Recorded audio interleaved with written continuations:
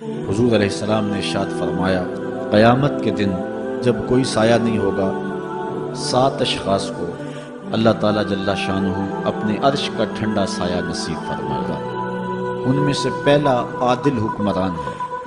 दूसरा वो जवान जिसकी जवानी अल्लाह की याद में गुजरी, इबादत में बस हो, तीसरा वो शख्स कि जिसका दिल मस्जिद के साथ लगता है, चौथा वो शख्स कि जो 2 लोग अल्लाह के लिए प्यार करते हैं और अल्लाह के लिए आपस में जुदा होते हैं, और 5वां वो शख्स जिसको किसी औरत ने दावते गुनाह दी तो उसने जवाब में कहा मैं अल्लाह से डरता हूँ, और छठा वो शख्स कि जिसने मख्फी अंदाज से सदका किया कि जो दाएं हाथ ने खर्च किया बाएं को उसकी खबर ना हो, और 7वां शख्स कि जिसने तन्हाई में बैठ के अल्लाह का जिक्र किया और उसकी आंखों से आंसू बह निकले।